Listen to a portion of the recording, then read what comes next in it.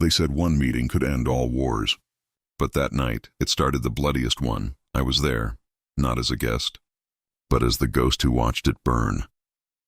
Before the world hears the truth, subscribe to Mafia Hidden Dairy, where secrets never die. They just wait to be told. The envelope slid under my door before sunrise. No footsteps, no voice, just the faint scratch of paper against marble. I froze mid-step, coffee steaming in my hand. The crest stamped in black wax hit me like a memory I never asked for. The 5 families. My fingers hesitated on the seal. "You've got to be kidding me," I muttered, tearing it open anyway. Inside, gold lettering, heavy parchment, no signature, just a single sentence. "Your presence is required at the Summit of 5. Tomorrow, noon." I stared at the words until they blurred. They finally remembered I exist. The last time I saw that crest was the night my father bled out on the marble floor of his own study, betrayed by his council, by them, and by Aiden Cross. The phone buzzed before I could even exhale. "You're early," I said. "Don't go." Isabella's voice snapped through the line, sharp, breathless. "You know what that invitation means." "I know exactly what it means," I said. "It means they're scared. It means they're cleaning house," she shot back. "And you're on the list." Her voice always carried that quiet panic, calm enough to sound professional, desperate enough to sound real. I leaned against the counter, watching dawn pour through the blinds. "You forget his," I said, half smiling. "They already tried to kill me once. Didn't work then. Won't now. You think this is a game?" "I think it's my turn." A long pause. I could hear her exhale, the kind of sigh that carried both regret and warning. "Then take this," she whispered. "A name. Whose?" "Lydia." The world stopped. My sister's name shouldn't have been part of this. "Say that again," I said slowly. "She signed your invitation." The call ended before I could speak. I dropped the phone. My pulse hit my throat like a drum. Lydia. The one person I trusted after everything fell apart. Signing something that came from them. I went still. The air felt heavier than the silence. By noon I was in the garage, the envelope folded neatly in my jacket. The car engine purred beneath me like a sleeping animal waiting to wake. I'd spent years keeping my head down, rebuilding under fake names and silent deals. Now they wanted me back in the open. "Smart move," I whispered to the mirror. "Invite the ghost you buried." The drive along the coast was blinding, sunlight spilling over cliffs, waves slamming against rocks. Everything looked alive except me. My mind kept replaying that single word. Lydia. When we were kids, she'd braid her hair and steal Father's cigars just to make me laugh. She swore we'd never turn into them, never wear their suits, never talk in codes. And now her name was on that letter. Halfway there, my phone buzzed again. An unknown number. "Talk," I said. A distorted voice answered, male, calm. "Turn around. The meeting isn't for you." "Then who's it for?" A pause. Then, "It's about you." The line went dead. I pulled over, heart pounding. The horizon stretched endless ahead, sea and sky, both too blue to trust. I almost laughed. "Of course it's about me," I whispered. "It always is."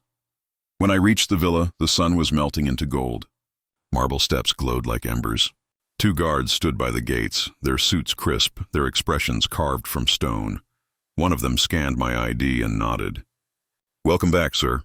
The way he said it, "back," made my stomach tighten. Inside, the air smelled of cigars and power.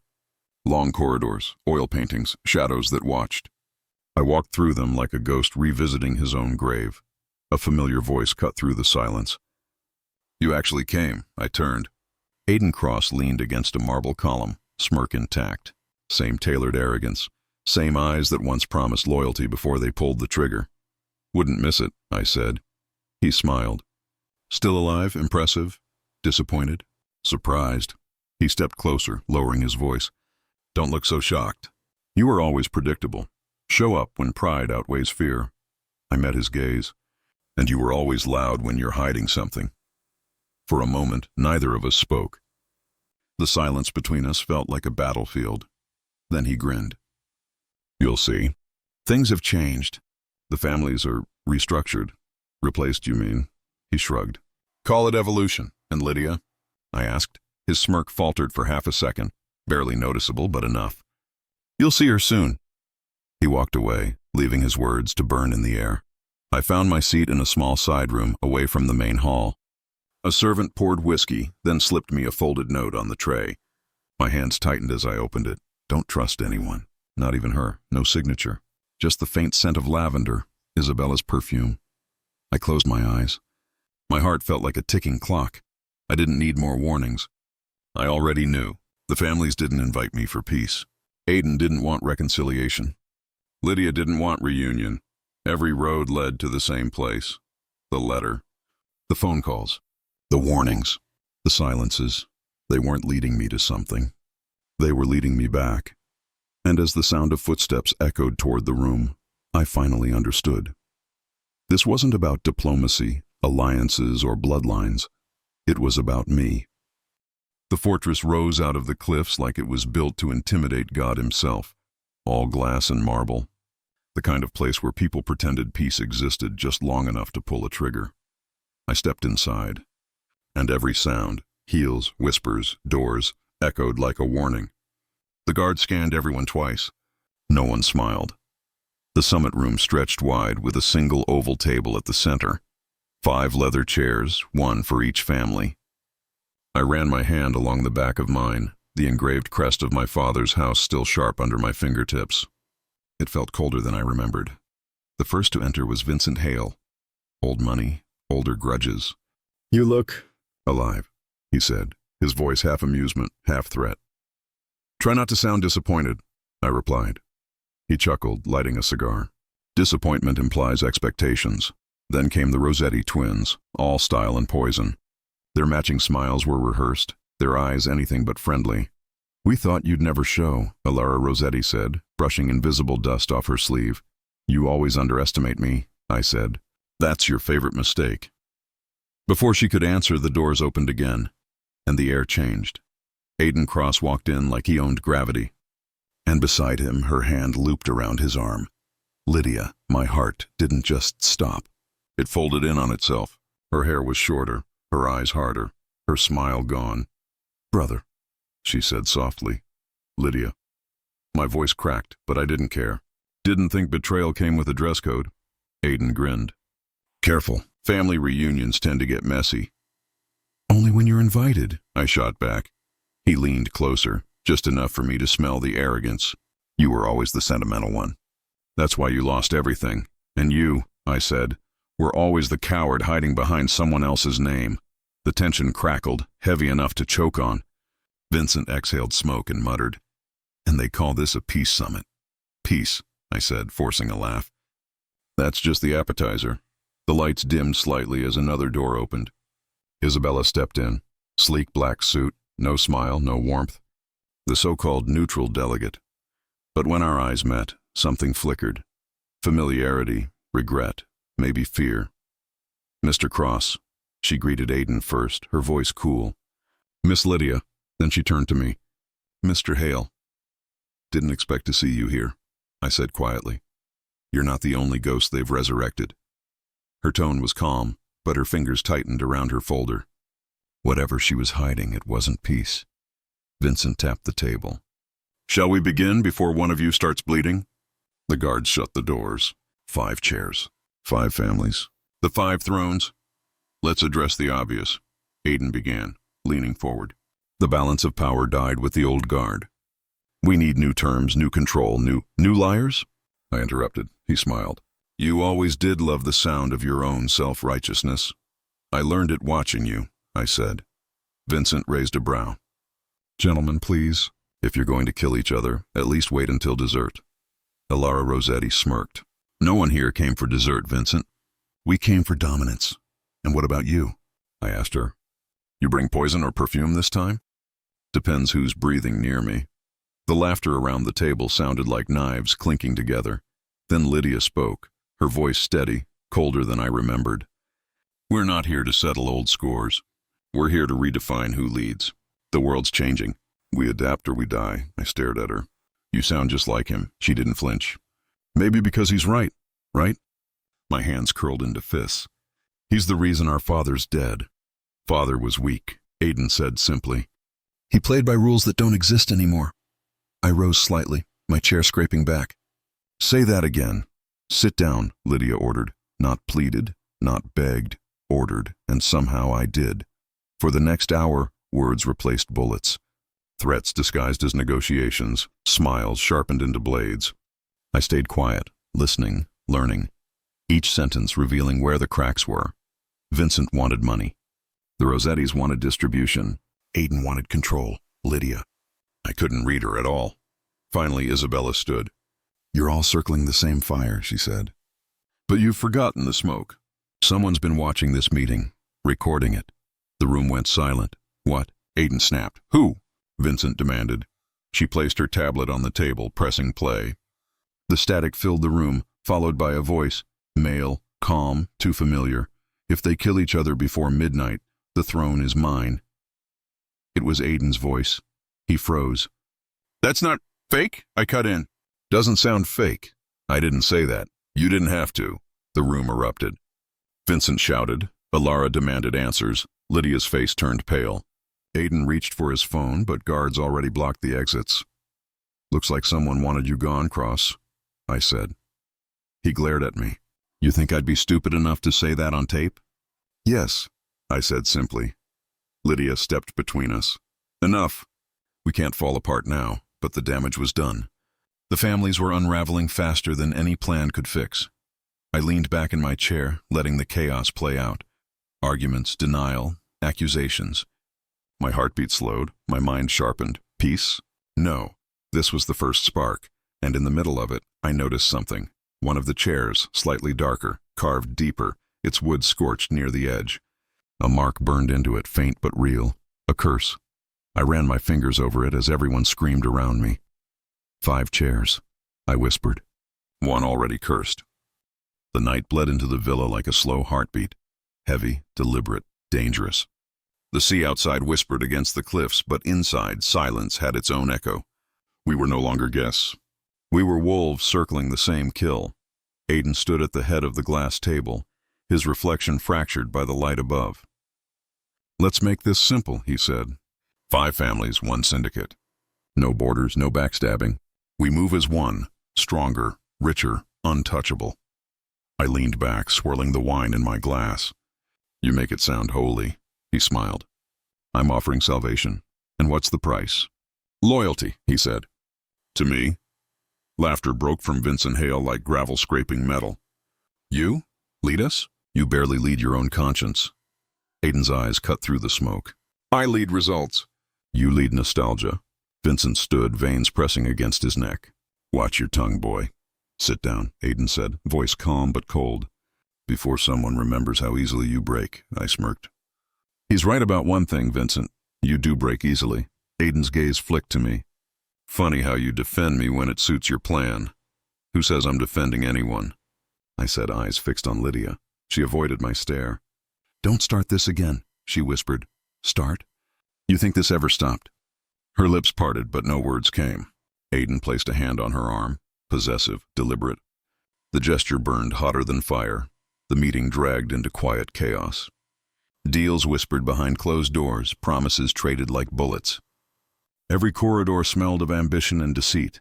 Isabella found me near the terrace, her heels echoing softly. You shouldn't linger, she said. I like the view. She glanced at the horizon. It's all smoke and mirrors here, like us. She hesitated, then reached into her pocket. Take this, a small flash drive, silver, cold against my palm. What's on it? Enough to burn every family alive, she said. Including yours. I tightened my grip. Why give it to me? Because I still remember who you were, she whispered. Before they buried your name. I looked at her. Same calm eyes, same guilt hiding underneath. And what do you want in return? Nothing, she said. Except that you survived this. Survival's overrated. Her jaw trembled. Then make it worth dying for. The next room smelled of leather and whiskey. Gabriel Thorne sat there watching me. Older, sharper, with a smile that never reached his eyes. I was wondering when you'd show, he said. You always did like watching. He poured 2 drinks. So, the ghost returns, I froze. You don't know what you're talking about. Oh, I do. He slid a glass toward me. You think new clothes and a new name change the blood under your skin? Please, I stared at him. You've got one hell of an imagination, he chuckled. Imagination? You vanished after your father's death, left Aiden to claim your throne, and now you walk into a room full of murderers acting like a diplomat. That's not imagination and that's resurrection. I said nothing. The silence between us was a confession. He leaned closer. You think you came here for peace? His smirk widened. You came to start a war.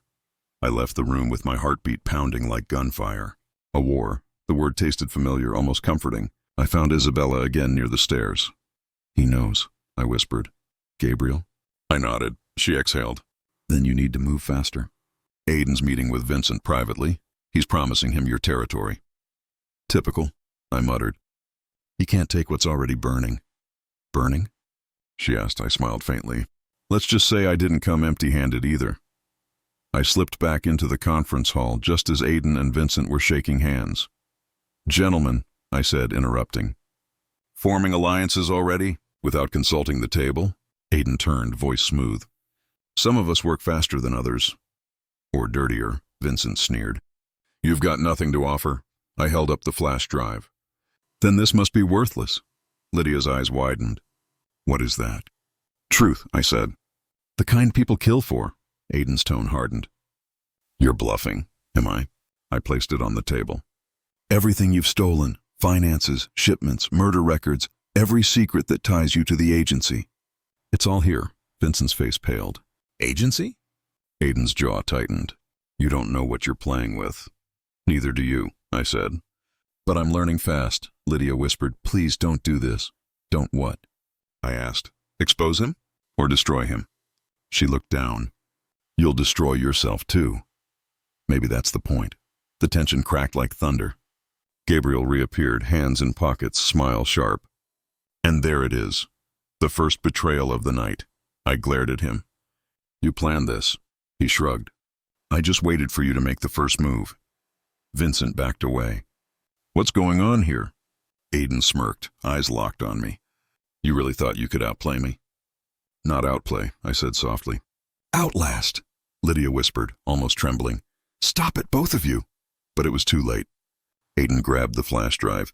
I didn't stop him, because the real one was already gone, hidden in Isabella's jacket. As guards flooded the hall, the alliances dissolved. Shouting erupted, threats flew, and I felt the storm break loose. Gabriel's voice cut through the chaos. You wanted peace, remember? I looked back at him, smiling faintly. No, I wanted revenge. He raised his glass. Then congratulations. The war begins tonight. The night tasted like smoke long before the fire began. You could feel it, the tremor under every voice, the crack of tension between every glance. The villa's glass walls reflected our lies back at us, one flicker at a time. I stood near the bar, watching the families unravel piece by piece. Vincent shouted into his phone. Gabriel whispered to his men. Isabella kept her distance, pretending calm. But Lydia, she was trembling. I could see it in the way her hand hovered over her glass, afraid to drink, afraid to speak. Aiden's losing control, Isabella murmured beside me. Good, I said. He built this house of mirrors. Let him choke on the reflection. She looked at me sharply. Don't sound so sure.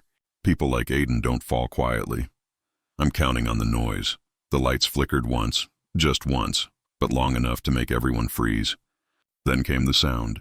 Shattering glass, shouts, and the low hiss of fear.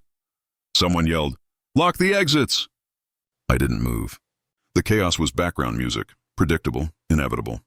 I'd lit the fuse the moment I walked in. Aiden stormed into the hall, rage simmering beneath his smile. Who did it? He demanded. Who planted the data leak? No one answered. Silence pressed against the marble. He turned to me. You think this is your victory? I shrugged. I think it's your reckoning. He laughed, low and bitter. You've always been dramatic. I learned from the best. Lydia appeared behind him, eyes wide. Aiden, stop. Please listen. He didn't even glance at her. What did you do? I found something, she said. It's about him. About the flash drive. My stomach tightened.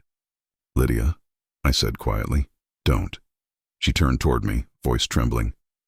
You lied to me. You said this was just leverage, not war. It was supposed to end clean, I said. But nothing ever ends clean with Aiden. He smirked. Still blaming me for everything?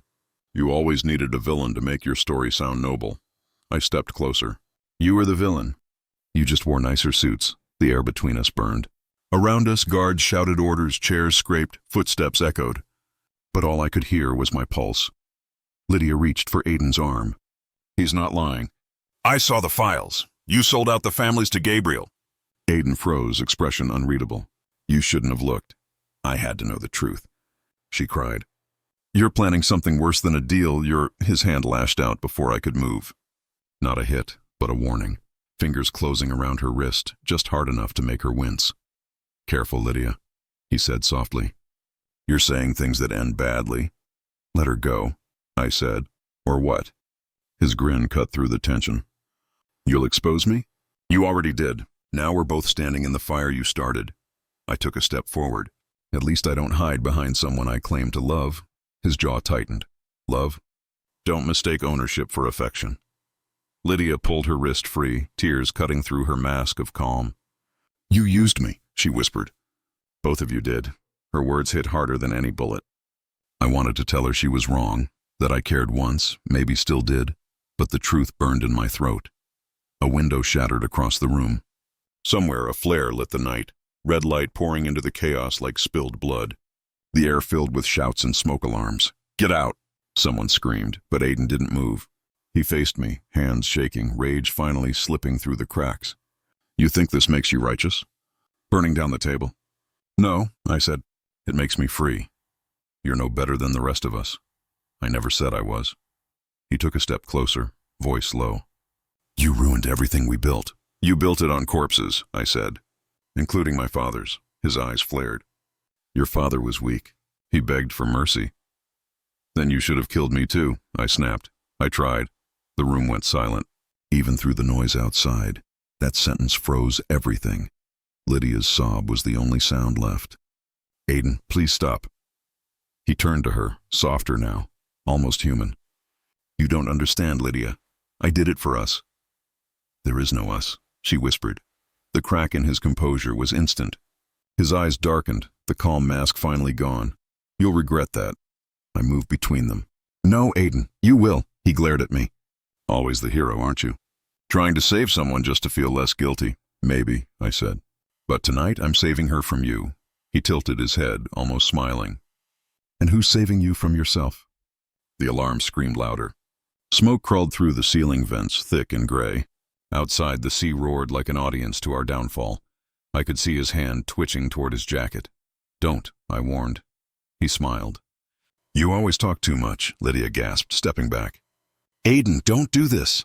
He reached for his gun, and I reached for the truth. Dawn bled across the coastline like a wound that refused to close. The villa stood in silence, half burned, half buried in smoke. Every step I took crunched over shattered glass and scorched marble. The sea below hissed against the cliffs, swallowing what was left of last night's sins. Isabella found me in the courtyard, her hair tangled, her dress blackened at the edges. You should have left hours ago, she said. The families are finished. Aiden's done. You don't owe anyone anything. I owe them the truth, I said quietly. She stared at me. Truth won't save you. It never does. I'm not looking to be saved, she shook her head. Then what are you looking for? Redemption, I said. Or whatever's left of it, her voice cracked. Redemption doesn't exist for people like us, maybe not. But someone has to pay the bill. The sun was rising, pale, indifferent. I walked toward what used to be the study, where smoke still curled from the broken beams. Aiden was there, sitting against the wall, half-conscious, blood crusting on his collar. He looked up as I entered. You finally came back to finish it? No, I said. It's already finished. He laughed weakly. You think leaking those files will cleanse you? You just handed a loaded gun to the world. I handed them the truth. He coughed, a smear of red on his lips. The truth doesn't set people free. It just changes who gets to hold the leash. Maybe. But at least the leash won't be in your hands anymore. You sound righteous, he said bitterly. You forget, your name's in those files too. I didn't forget. He frowned. You confessed? I nodded. Every deal, every bribe, every corpse I helped bury. It's all there. You're insane. Maybe, I said, but it's over. For all of us. He tried to stand, failed, then laughed again. You think you won? I crouched beside him. No, I survived. There's a difference. His eyes flickered with something. Hatred, maybe envy, maybe both. You'll regret this. The world doesn't forgive. I'm not asking it to. Outside, the sound of rotor blades began to echo across the cliffs. Isabella turned toward the horizon, shielding her eyes. You really called them? I called everyone, I said. Interpol, MI6, the Bureau, even the agencies that pretended not to know us. You just detonated the Underworld, she whispered. Good, I said. Let it burn, she grabbed my arm. They'll take you too. I know, her grip tightened. Then run, please. I looked at her, really looked. The exhaustion in her face, the fear in her voice, the faint tremor in her hands. You could come with me, I said. She laughed bitterly. To where? You think there's a place left for ghosts like us? Maybe not, I said. But at least you'd still be breathing. She took a step back, eyes glistening. Breathing isn't the same as living. I stopped living a long time ago. Then what are you doing now? Burying the past, I said. One name at a time. The helicopters were closer now, black dots slicing through the dawn. Papers from the leaked files scattered across the patio like confessions caught in the wind. Isabella whispered, What if they kill you? Then they kill a guilty man. And if they don't? Then I testify. She stared at me as if I'd just said something obscene. You'd turn witness? I tell the truth, I said. The difference doesn't matter anymore. Her lip trembled. You're either brave or suicidal. Maybe both. A deep mechanical thud rolled through the air as the first helicopter hovered above the ruins. Dust and smoke lifted, whipping through the courtyard. Agents in dark uniforms shouted orders, weapons drawn.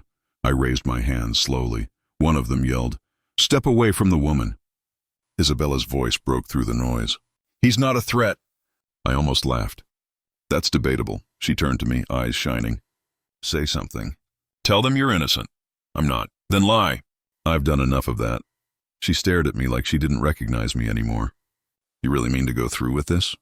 I have to. Why? Because someone has to close the book.